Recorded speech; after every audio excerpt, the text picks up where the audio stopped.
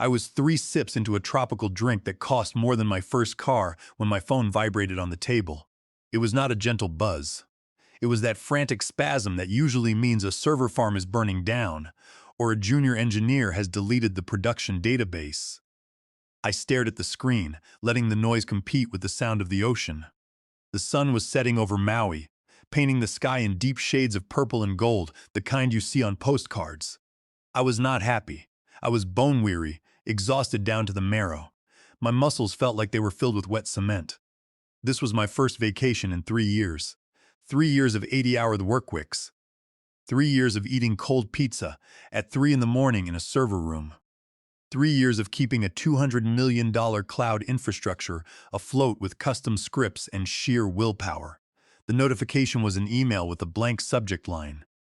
In the corporate world, that is the digital equivalent of a quiet alley at night.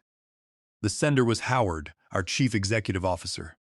Howard was a man whose understanding of cloud technology was limited to knowing it sounded expensive. He was the type of executive who wore fleece vests and spoke of synergy and paradigm shifts while cutting the coffee budget. I unlocked the screen, the glare of the light fighting the dying Hawaiian sun. The message was exactly 2 sentences. Effective immediately, your services are no longer required. Do not bother coming back. I read it once, then wiped the condensation from my glass off my thumb and read it again. I read it a third time out loud to a seagull sitting on the railing. Do not bother coming back. There was no thank you for your decade of loyalty. There was no mention of restructuring or transition planning. There was certainly no severance package. It was just a digital pink slip sent to a person who was currently 4,000 miles away from the main servers. A cold, metallic numbness spread from my chest to my fingers. It was not sadness. Sadness is what you feel when a pet passes away. This was a hollow mechanical void, the feeling of a main circuit breaker tripping in a silent house. I thought about the last 3 years. I thought about the night my father passed away. I had been sitting in the hospital waiting room with my laptop open on my knees, migrating our primary database because Howard insisted we could not afford 10 minutes of downtime during business hours. I missed the final breath my father took because I was troubleshooting a latency issue on a payment gateway. I thought about the Christmas mornings I spent on video calls with the offshore team debugging API integrations while my family opened presents without me. I was the architect, the person who made sure the system ran without a hitch. When the internet broke, Brenda fixed it. I was the invisible structural support of the entire company, and they had just discarded me while I was wearing a swimsuit. My first thought was to call human resources, but they protect the company, not the worker. My second thought was to throw the phone into the ocean. My third thought was the one that made me a good systems architect. It was the instinct that analyzed configurations, identified single points of failure, and executed remediation plans. I took another sip of my drink, feeling the rum burn on the way down. Howard thought he was cutting dead weight. He thought I was just an expensive line item on a spreadsheet, a legacy employee who did not fit the modern vision of the company. What Howard did not know and what the entire leadership team had forgotten was how the system was actually built. They thought the cloud was a magical, free-flowing utility. They did not realize it was a complex engine built by human hands, specifically my hands. More importantly, they did not check whose name was on the contract. I closed my laptop. The ocean was black and restless now. I was not going to scream or cry. I was going to finish my vacation and wait. You do not interrupt an opponent when they are making a fatal mistake. You let them pull the pin, and you just make sure you are out of the blast radius. I opened a web browser on my personal computer. The hotel wireless connection was slow, but it was enough. I navigated to the administration console for the cloud provider. My fingers moved with the muscle memory of 10,000 logins.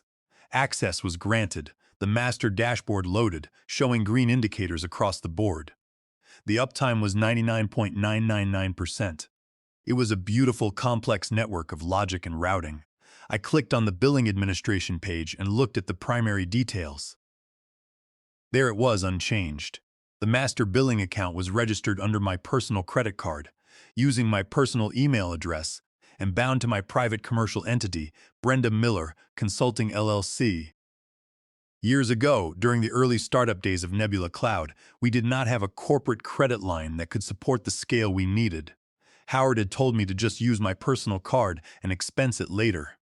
He said we needed to move fast and build things, promising we would transfer the accounts once the legal department was established. I moved fast, but I did not break things. I built them to last. And because our legal department was always too busy reviewing sales contracts to audit vendor agreements, the entire database and hosting infrastructure of a $200 million company was technically, legally, and physically mine. They had not just fired an employee. They had locked out the landlord to understand how a single termination email could trigger a total system collapse. You have to understand the arrival of Wesley.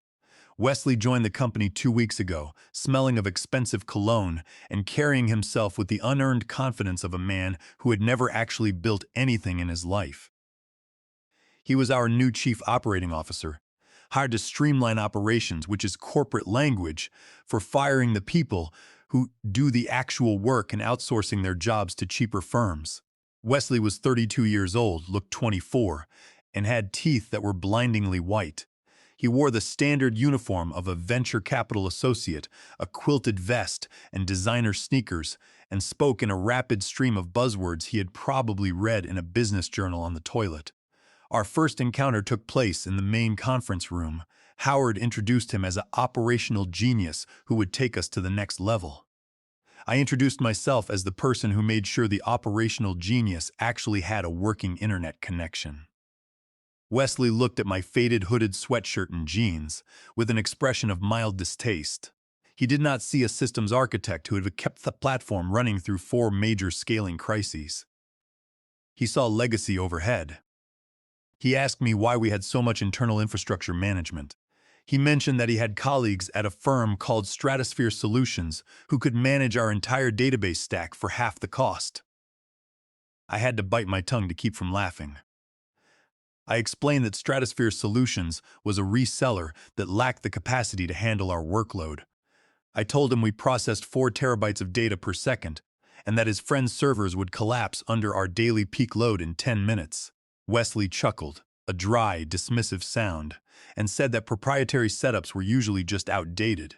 He insisted we needed to be serverless, agile, and leverage artificial intelligence for our scalability. He was throwing terms around without any understanding of their technical meaning.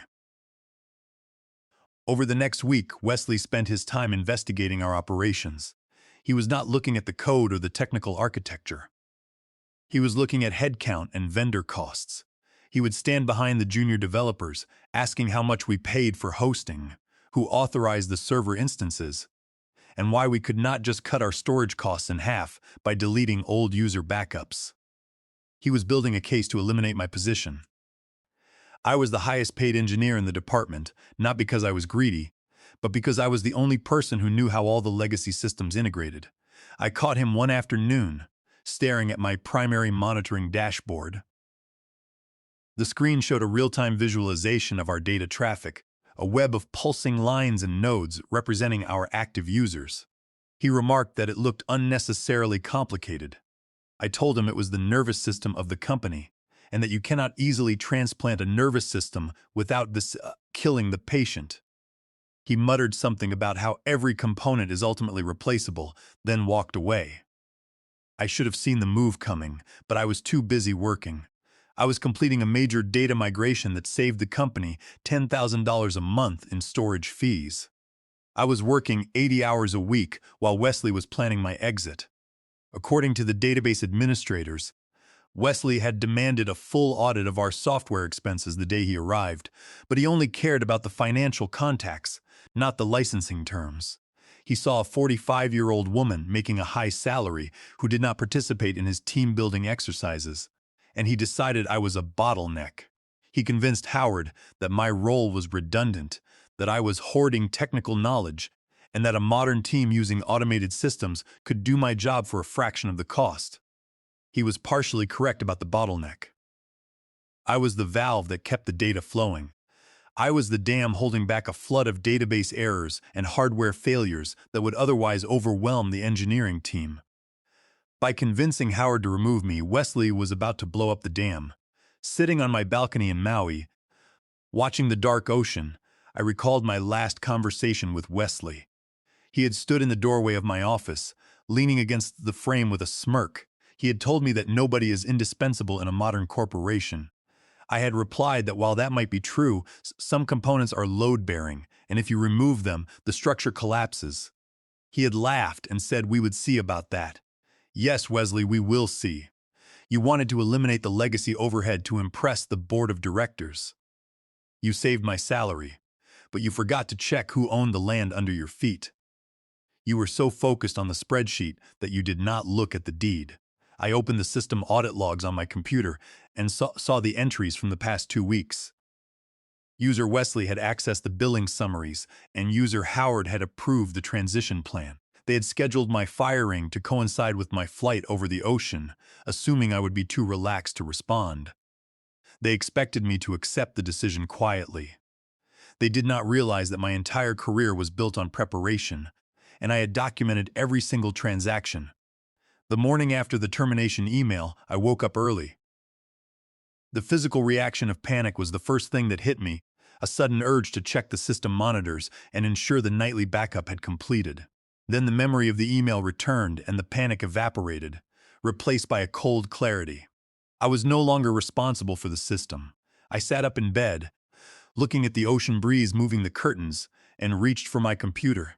First, I tested my corporate credentials. I tried to access my company email, but the screen displayed an account disabled message. I tried the internal communication channels, but my access had been revoked. The virtual private network rejected my connection request. Wesley had moved quickly. The systems administration team, the engineers I had hired and trained, had been instructed to remove my access immediately. I could picture Nathan, my senior developer, typing the commands with a heavy heart, wondering if he would be the next person on the chopping block. I opened a private window in my browser and navigated to the primary cloud provider login. I did not use the corporate single sign-on portal, which was surely disabled. I used the root credentials for the master account, the username associated with my personal email address, and my hardware security token. I entered the code and waited. If Wesley had performed a proper audit, he would have demanded the transfer of this master account before sending the termination email. He would have had the legal team draft a transfer agreement. But he had not the console loaded, displaying the full list of servers, databases, and backup storage for the entire corporation. They had not touched the root settings. To Wesley, the cloud was just a monthly expense that paid itself. He did not understand the legal ownership of the accounts. When we were building the initial platform, the corporate credit card was regularly declined because of the rapid increase in server usage. To prevent the systems from shutting down, I had registered the accounts under my personal consulting business and used my personal American Express card. I had tried to resolve this multiple times over the years. I had sent emails to our general counsel, Harvey, asking to transfer the primary accounts to the corporate entity. Harvey had replied that the legal team was reviewing the asset transfer and would address it in a future quarter. I had requested the finance department to update the billing method, but they told me the corporate card had a strict limit that would trigger fraud alerts on our large recurring hosting charges. They instructed me to keep expensing the bills because it was easier for their accounting process. Their laziness had created a massive vulnerability. I looked at the current billing statement. The account had accumulated $42,381.12 in charges for the current billing cycle, all charged to my personal card. They had fired me, but they were still using my credit card to run their $200 million business. The sheer arrogance of the executive team was staggering. I opened a terminal window on my computer. I still had access to the master Bastion servers because my private security keys were hard-coded into the network configuration to allow for emergency maintenance if the primary authentication servers failed. I connected to the production environment. I could see the active sessions of my former team. Nathan was logged into the database, and Teresa was running a security scan. They were working diligently, unaware that their former manager was observing them. I could have executed a command to delete everything. I could have wiped the primary databases and destroyed the backups. It would have taken them months to recover, and the company would have been ruined. But that would have been a violation of federal law, and I had no intention of becoming a criminal. I wanted to teach them a lesson about contract law and infrastructure ownership. I called my credit card company and reported my card as lost. The customer service agent deactivated the card immediately and promised to ship a replacement. That completed the first step. The next time the cloud provider attempted to charge the card, the transaction would fail. The provider usually offers a grace period for failed payments, but I did not want to wait for weeks. I wanted immediate leverage. I looked at the company calendar on my phone. The system had synced before my access was cut. There was a town hall meeting scheduled for the next morning at 10 in the morning Pacific time, titled The Future of Nebula Cloud. Wesley was planning to present his new vision to the employees and the board of directors. He would talk about the cost savings from my termination and the plan to outsource operations. I decided that would be the perfect moment. I went back to the console and looked at the access configurations. I did not delete any data, but I prepared a series of administrative adjustments. I would restrict the communication pathways between the servers, effectively separating the application from the database. I would disable the primary API keys that allowed the mobile apps to connect. And I would remove the monitoring dashboards so the engineers would be blind to the failures. I set my computer aside, walked down to the beach, and enjoyed the rest of my afternoon. The silence was coming, and it would be absolute. At 10 in the morning the next day, the sun was bright over Maui. I sat on my balcony with a cup of coffee, my computer open on the table. Through a backdoor connection on a forgotten staging server, I was monitoring the internal chat logs of the engineering team. I could see the messages scrolling by in real time as the town hall began in Oregon. Nathan was messaging Teresa about a slight lag on the primary database. Teresa replied that she was seeing latency issues but did not know the cause, asking if anyone had heard from me. Nathan responded that Howard had terminated me the previous day and that Wesley was currently on stage presenting the new operational structure. Teresa expressed concern about who would manage the scheduled database migration. I minimized the chat window and opened the cloud administration console. I navigated to the monitoring service and selected the primary system dashboards. I hit the delete button. Instantly, the visual indicators that showed the health of our servers vanished. In the engineering chat, panic erupted immediately. Nathan stated that his monitoring screens had gone blank. Teresa confirmed that the monitoring resources were missing and that she was getting resource not found errors. They were flying blind, unable to see the health of the infrastructure. While Wesley was on stage talking about our high reliability. Next, I went to the primary API gateway, which managed all incoming requests from our customer applications. I modified the throttling limits, reducing the allowed traffic from 10,000 requests per second to 0. I saved the configuration. It took exactly 12 seconds for the consequences to register. The support bot in the chat room started flashing alerts, indicating a massive spike in customer tickets. Nathan reported that the customer login portal was returning gateway errors. Teresa stated that the mobile application was completely dead and that she could not establish a connection to the network. Another engineer asked what they should do and who knew how to restore the API configurations. Nathan replied that the gateway was my responsibility and that the rest of the team did not have administrative right permissions to modify those settings. I checked my phone. It started vibrating. It was Howard, our chief executive officer. I let the call go to voicemail. He called again immediately, and I ignored it a second time. Then a text message arrived from him.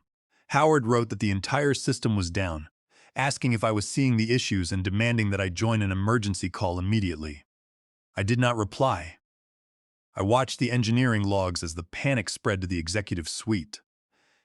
Nathan messaged that Wesley had abruptly left the town hall meeting looking pale, and that the chief technology officer was screaming in the hallway, demanding to know why the backup scripts were failing. Nathan explained to him that they did not have access to the repositories because the deployment keys had been revoked. They were beginning to understand that the legacy overhead they had eliminated was the only thing keeping the system functional. I decided to make one more adjustment. I accessed the database firewall configurations and removed the rules that allowed the web servers to communicate with the primary databases.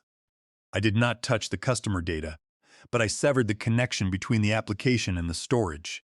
The platform was now completely non-functional. My phone rang again. This time it was Harvey, the general counsel. I answered the call. His voice was tense and high-pitched. He did not say hello. He demanded that I restore the configurations immediately, stating that holding the company infrastructure hostage was a violation of the Computer Fraud and Abuse Act, and that they would pursue legal action. I took a slow sip of my coffee and responded calmly. I told him that I was not holding anything hostage. I explained that the AWS account was registered to Brenda Miller Consulting LLC, which was my personal commercial entity. I reminded him that Howard had terminated our professional relationship, which automatically terminated the implied license they had to use my private property. I added that, since they were no longer paying for my services, I was simply deactivating my personal assets to avoid incurring further charges on my personal credit card. Harvey shouted that they would sue me for damages. I replied that they could try, but that during the discovery process, I would produce every email from the last 3 years showing that I had requested the transfer of the accounts and that the legal department had repeatedly declined to execute it to save money. I also mentioned the email from Howard terminating me without notice.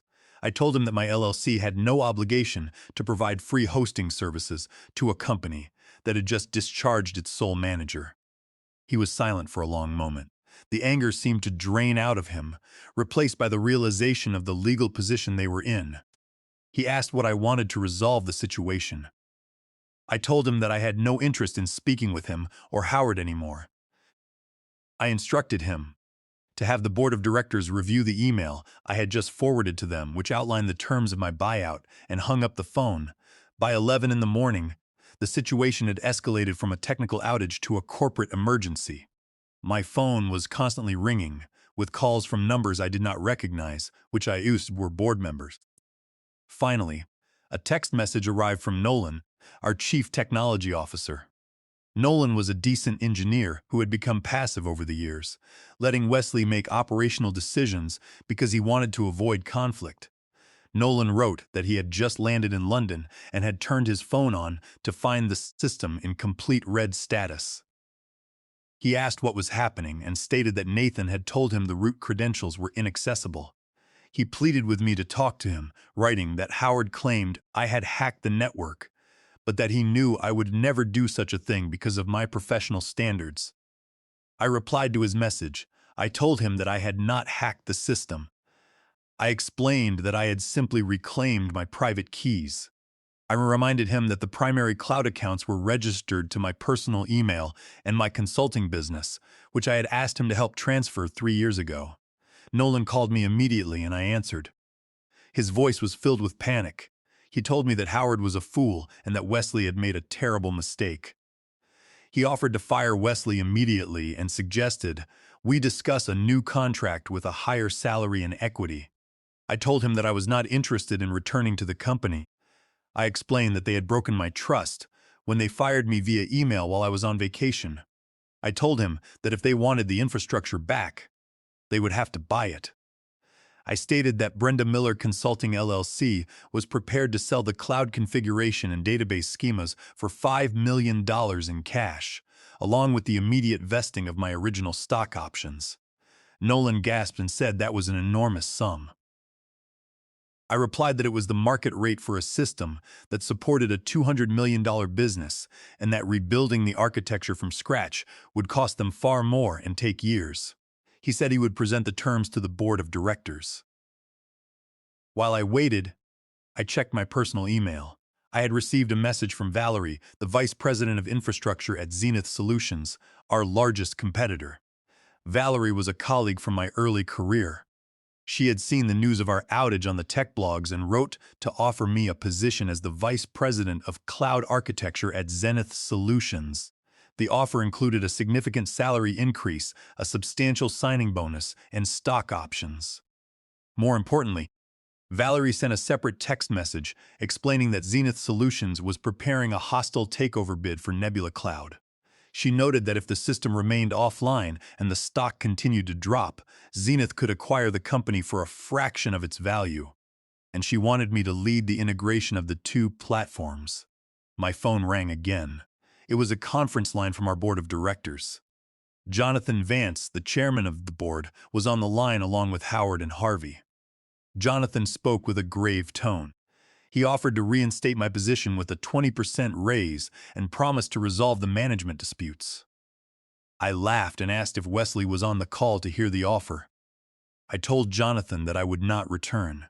I stated that they had treated me as disposable and that I would only discuss a buyout of my assets. Jonathan agreed to the $5 million price, stating they would wire the funds immediately if I restored access. I knew he was desperate, but I also knew that Zenith Solutions was about to make their public bid. I told him that I would not restore access until the funds had cleared in my account. Howard shouted that they could not wait for a wire transfer to clear, because they were losing customers every minute. I told them they should have considered that before they decided to fire the person who owned the infrastructure. I hung up the phone and watched the news. 5 minutes later, the press reported that Zenith Solutions had announced a tender offer to acquire Nebula Cloud at a 40% discount from its previous valuation. The board of directors realized they had no leverage left. If they rejected the acquisition, the company would collapse without the data. If they accepted, they would have to resolve the infrastructure liabilities first, which meant paying my invoice. The next day, the acquisition was finalized. Zenith Solutions purchased Nebula Cloud. Valerie called to congratulate me and confirm my new role. She asked me to restore the system so they could begin the transition. I logged into the console, restored the API gateway limits, re-enabled the database firewall rules, and recreated the monitoring dashboards. Within 5 minutes, the indicators turned green and the traffic returned to normal.